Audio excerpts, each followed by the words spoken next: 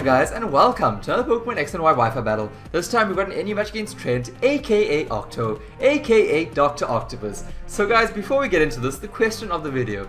So today it's kind of linked into our 5 senses, that being our touch, taste, vision, hearing, and smell. Those are our 5 senses.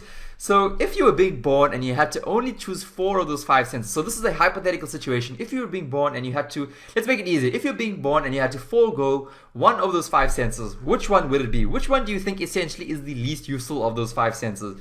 I mean, I'd like to think maybe taste is the least useful, but then again, giving up the sweet taste of chocolate cake candy. Oh, I can't do it. I don't know. I have to think about it and I'll answer at the end of the video, guys. So stick through for that answer. Anyways, guys, let's look at the teams. I've got my Roselia, Rosie's back, Prometheus, Leapod, Typhlosion, Electrode, as well as my Poliwrath. Captain Toad is leading the team today, guys.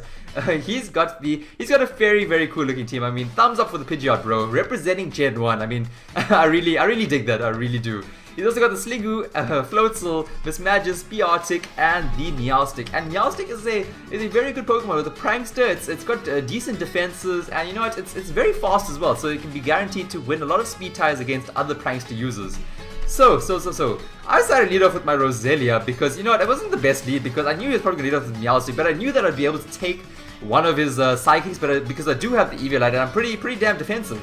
And you know what, he probably does have the Thunder Wave. I didn't want any of the other Pokemon getting paralyzed, but he actually goes straight for the Rain Dance. I'm like, shit, is he potentially packing a Rain team? This is going to be fairly interesting. I haven't battled a Weather team in a really long time, but at least I'm able to get up one layer of Spikes, which is fine. So he obviously predicts my switch out, obviously fearing a Psychic, but I just stay in and he actually goes for the Yawn, which is fantastic because now I'm going to be able to get up another layer, a 3rd layer of Spikes, because even if I go to sleep, I am Natural Cure, so I'm going to be able to wake the hell up when I take Roselia back into the Pokeball.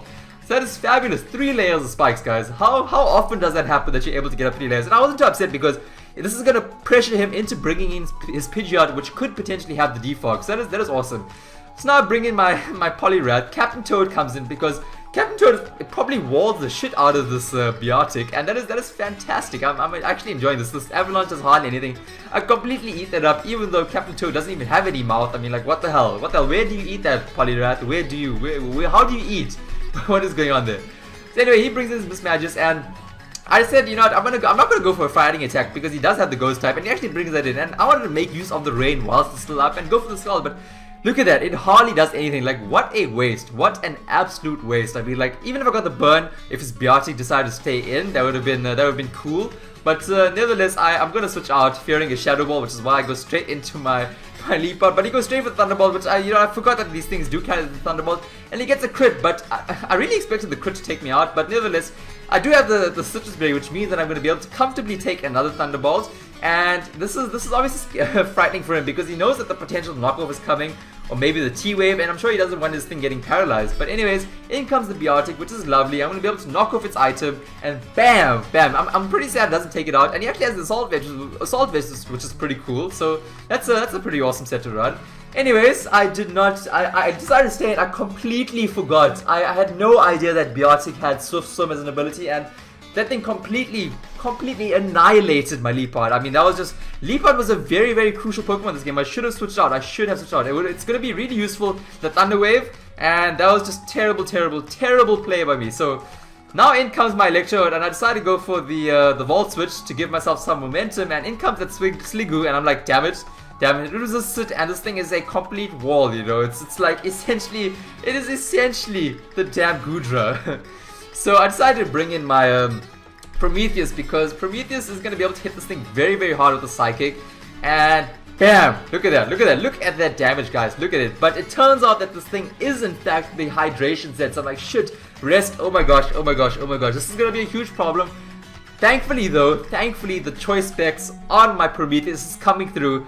It looks like I did get like maximum damage roll there, but anyways, he realizes that I'm getting like a lot of damage off into Sliggoo, but he goes for the Dragon Pulse, and now my Analytic kicks in, which means I'm going to get a 30% boost into my attack, and this is definitely going to take him out. That crit definitely did not matter. Anyways, in comes the Floatzel, and this thing is going to want to abuse the damn Rain. I mean, he's running a pretty cool Rain team. But I didn't know that he had the crunch, and I decided to stay in anyway because I kind of wanted to see what kind of moves this Floatzel had. I didn't have anything else to switch into on this thing, and you know what, my Leapod was gone, and plus I needed to keep my Electrode. The Electrode was kind of my win condition now, so I've got to bring an Electrode, and I was really scared that he was gonna outspeed me and go for a waterfall, and I was trying to just force him to switch out and then double switch out, and this kind of worked well. It's a bit of an iffy thing. Not necessarily my best play. I could have actually went for a vault switch, obviously predicting him to switch out, but I had to play it safe. Electrode is my win condition, so I go straight back into Captain Toad. This is not a terrible matchup. But there was not much that I can do to this Mismagius. Mismagius is completely giving me a difficult time today, guys. Captain Toad has to lead the way, and this is proving to be very, very difficult. So I'm like, okay, let's just go for the skull. Let's just... I can't switch on to anything. I have to just stay in with my Captain Toad and just take some damage and just let this thing go. I was like, come on, just get the special defense drop, you know, just try get rid of this Captain Toad so I can bring in my Electrode and take this thing out. But he does go for the Shadow Ball now, and he doesn't even get the special defense drop. But I'm like, okay, this is fine. Let me get the Toxic off. He seems to be more of a specially defensive set, and as soon as I see a specially defensive non-poison type on my opponent's side of the field, a priority for me is to try and get the poison onto that thing, the badly poisoned status onto it, because that'll definitely reduce the number of turns that it has to survive. So now I'm burnt, and this is not ideal. I'm losing. I'm getting extra damage, but you know what? That's okay. I'm just trying to kind of waste turns right now to let that toxic damage rack up. That's kind of the plan right now. And the skull is okay. The skull is okay. I was actually happy that the skull did not get the burn on the previous turn. Otherwise, then I would not have been able to have toxic the thing. So that was definitely a crucial thing, you know. So anyways, now I'm like, whew, okay, I might be able to survive here. I might be able to survive. Leftovers has come in. Let's see if the burn damage keeps me alive. Yes. 4 HP, 4 HP.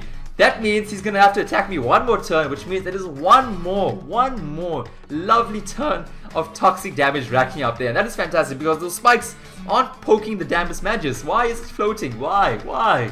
Just get damn poked by the spikes. God damn it. I mean, that is a pretty awesome hat. I would love to get that kind of hat for Halloween, guys. Anyways, I decided to bring in my Electrode because I was fairly confident that a Thunderbolt would take it out. And maybe I'm not sure what he predicted me to go for, but anyways, I just go straight with Thunderbolt just to hit whatever I can as hard as possible. And I thought that would take it as Mismagius, but you'll see later on that it's very, very bulky.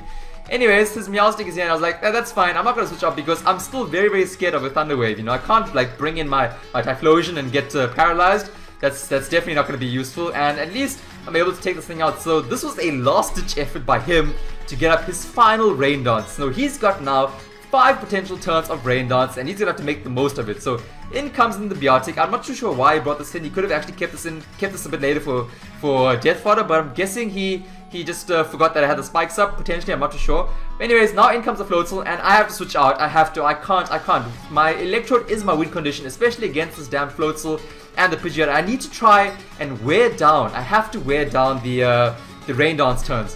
But anyways, now this Floatzel went straight for the waterfall, and it does a lot of damage. You know, he obviously predicted me to switch out, which is why he went for that. He didn't even go for the Aqua Jet. He just wanted to hit me as hard as possible. So at least Roselia takes that alright, and he predicts the Giga Drain, which is why he goes into this Pidgeot. And look at that Pidgeot. Look at that beautiful Pokemon. Brings back so many memories. One of the first flying type Pokemon that I got in Gen 1.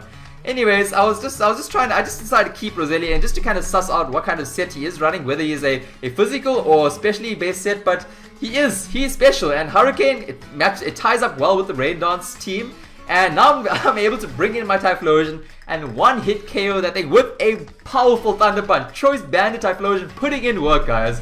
And just by judging by that amount of damage that Pidgeot did to my Typhlosion, it kind of led me to believe that he is in fact Choice Spect. So I was comfortable with that and letting my Typhlosion go. So I was very stressed now because what the hell, like, you know, it's been more than 5 turns. The Rain Dance should go away. Just stop raining, damn it, because I can't let this Floatzel potentially sweep me. But anyways, at least that Life Orb does rack up. Those hazards are proving to be very, very useful. So I've only got my Electrode right now, and it's do or die now. It is absolutely do or die. Will Thunderbolt take it out? Will it take it out? No! Life Orb takes me to such a low amount of HP, and he's gonna be able to take me out with a Shadow Ball. But I hang on. Yes. And I guess that is what happens when you choose to invest more in a especially defensive Mismagius, because the Shadow Ball should have definitely taken me out. And I'm going to be able to clean up here with a last effort try by my Electrode, guys. What a game. What a close one. I love these kind of games. They come down to nail biters. What an awesome game there, Octo. That was absolutely fantastic. I enjoyed that. What a thrilling game, guys. So I hope you guys enjoyed it as well. be sure to also comment down below. Don't forget to answer that question of the video. And for myself, honestly, I didn't really have much time to think about it whilst narrating, but of the 5, possibly, you know, not hearing, because then that's just like kind of zoning yourself out of the world, but probably taste if I had to go. And I think they might if I had to go back and think about it. So if I'm thinking about the potential responses, I think that might be a common choice, but I'd like to still hear what your responses are, what you guys think is the least sense. What is the one sense that you make the least use of? Although every single one is important, what do you think is the least useful one? Anyways, guys, I will catch you all in the next video, guys. Have an awesome one, and I might be doing Smash tomorrow. Who knows, because I've been doing like post-commentated Wi-Fi battles for like 5 days in a row right now, and I think that might be a welcome, like a bit of a change. But I think you guys are enjoying these videos, and a Smash episode might be awesome. Anyways, guys, have an awesome one. I'll catch you all tomorrow. Bye-bye.